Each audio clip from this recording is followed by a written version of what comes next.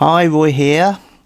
So, October is finished, Victober is finished, but the embers haven't quite died down yet. So, I'm going to talk about a few of the books I read in the second half of the month that haven't been on here yet. And just to say, to start with, it's been a fantastic month. Really enjoyed all the reading, interactions with people.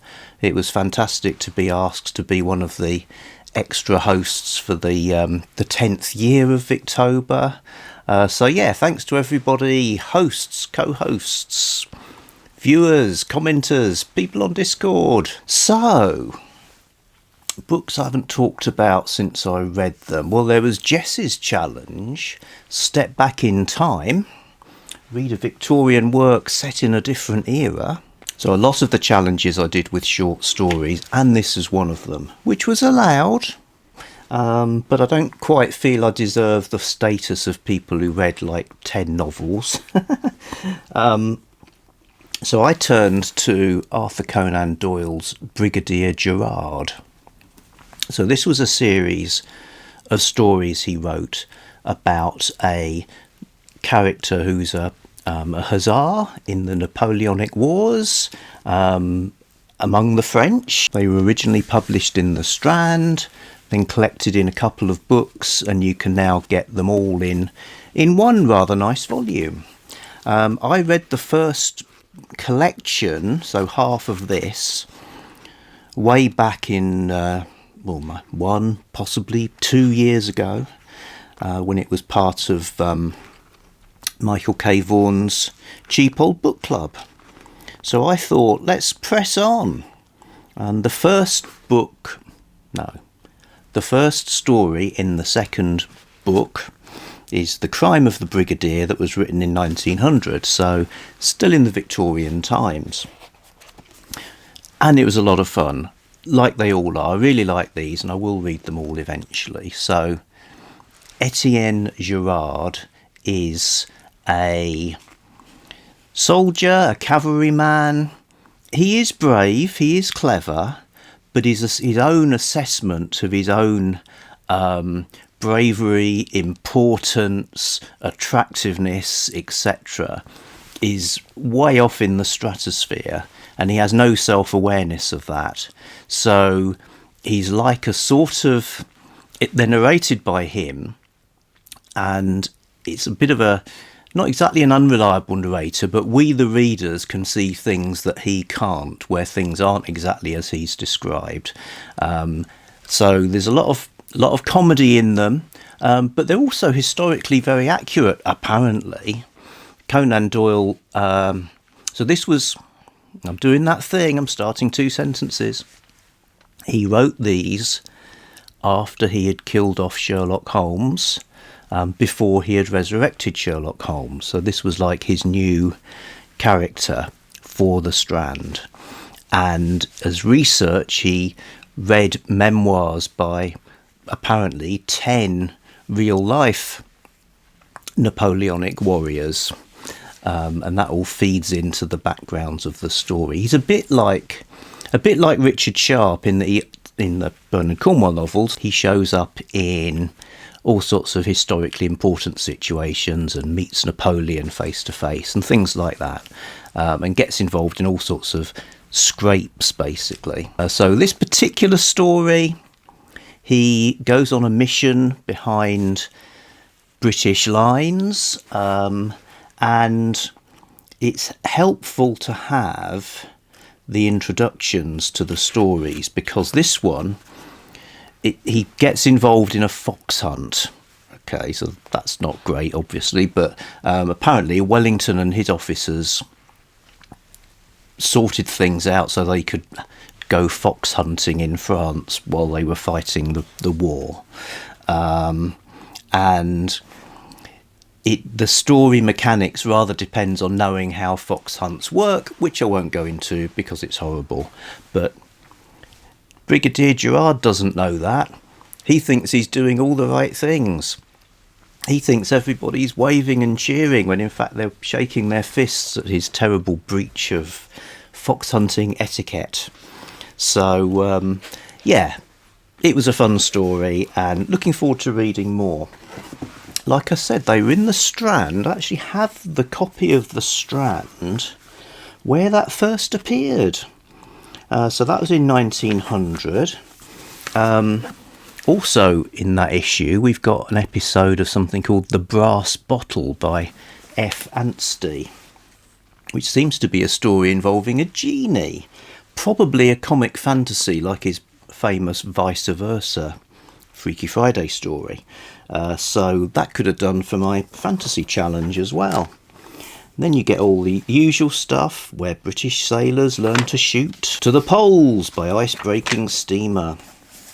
And then when you get to the Brigadier Gerard story, you get illustrations by Sidney Paget, the famous illustrator of Sherlock Holmes. So, they really were trying to create a new Sherlock Holmes. I haven't researched how popular he was. Some people prefer him. You get the sense that Doyle was enjoying writing these a lot more than Sherlock Holmes after the initial burst. So the idea of these illustrated magazines was every time you opened the page, there'd be at least one illustration, maybe two. So they're the sort of graphic novels of the time, you could say. And by this time as well, they were using photography a lot. So that was a lot of fun. What next? The Challenge of Hannah. Read a Victorian work that discusses education. And I think I already mentioned that I was going to read The Princess by Tennyson. So Alfred, Lord Tennyson, with his immense beard. So it's a narrative poem that features a women's university at a time when there were no such things. So it's a visionary, utopian kind of story in that way. And I've seen many examples of how it was sort of adopted within women's education as a sort of symbolic thing, so there were performances of it. There was dressing up and making a tableau vivant based on the women's university.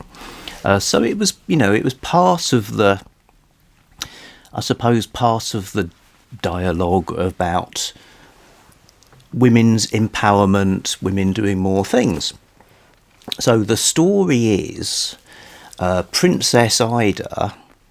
She's the one who's gone off into the woods, taken over some old castle or something, and set up this university.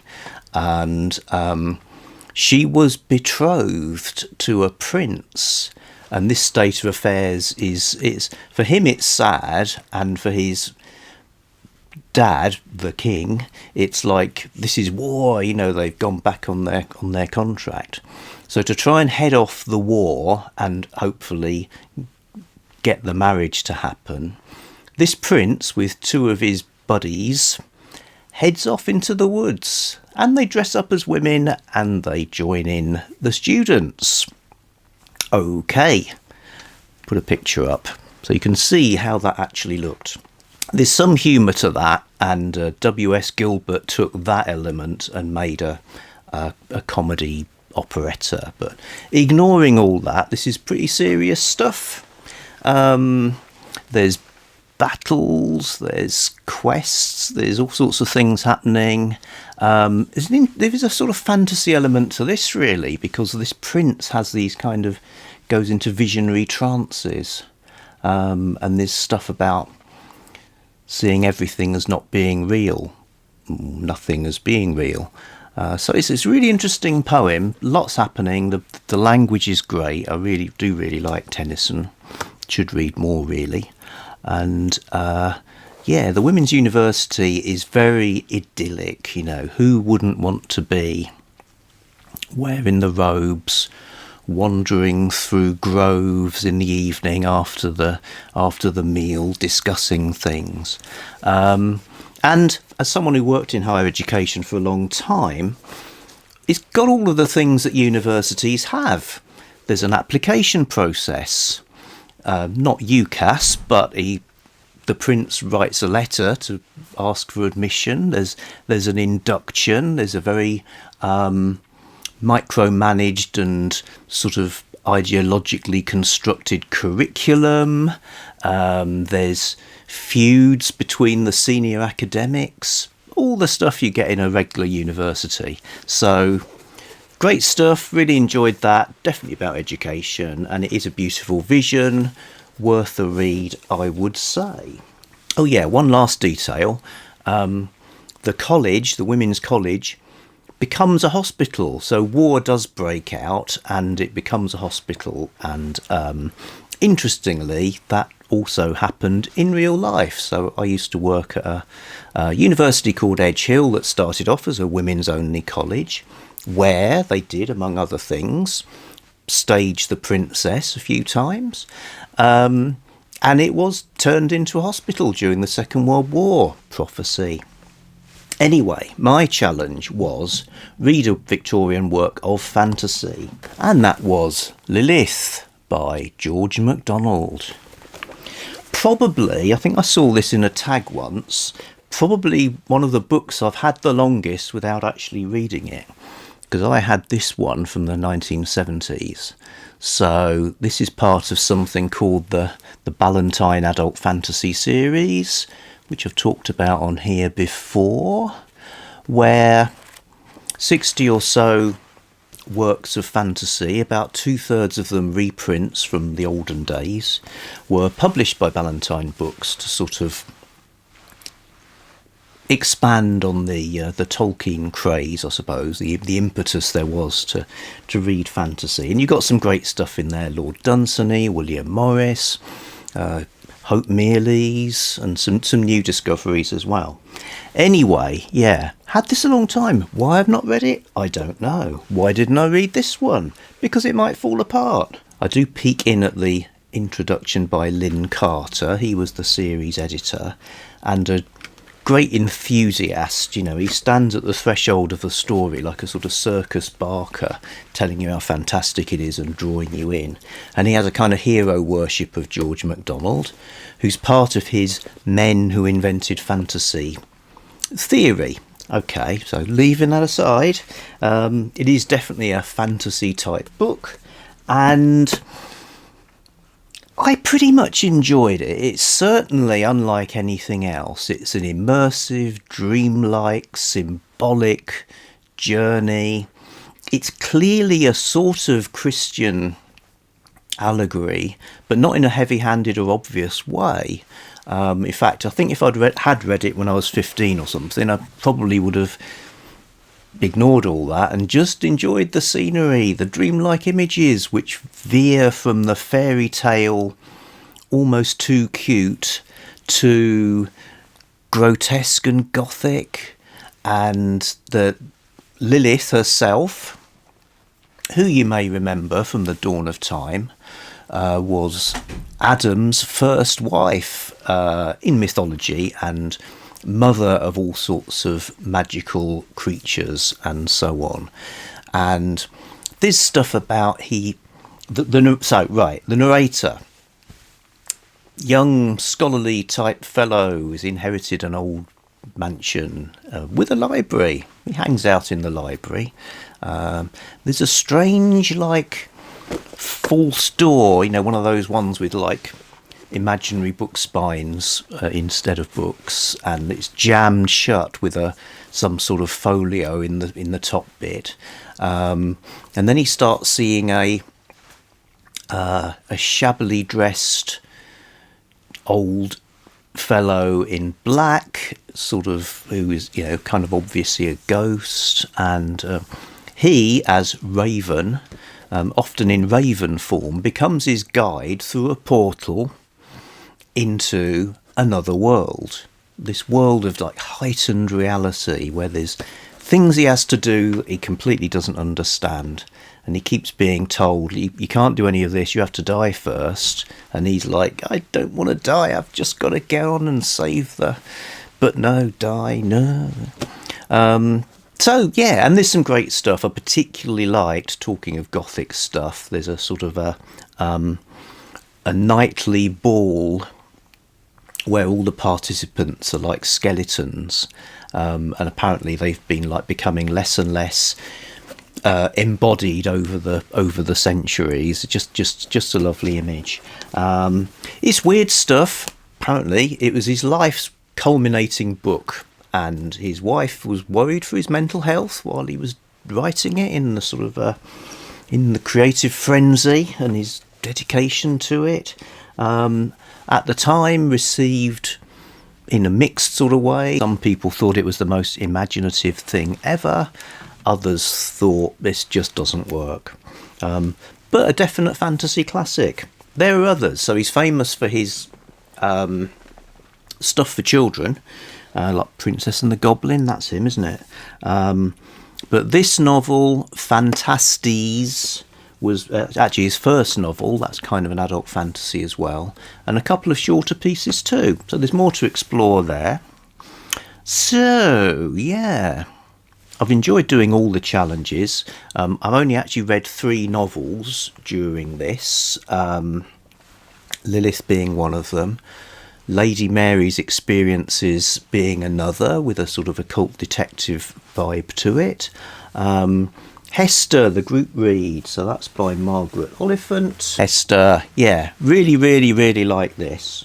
In fact, we listened to it on audio, and we're now listening to another book read by the same reader. But also, I've become a fan of Margaret Oliphant. I've got some of her supernatural stories as well, so yay, the big O.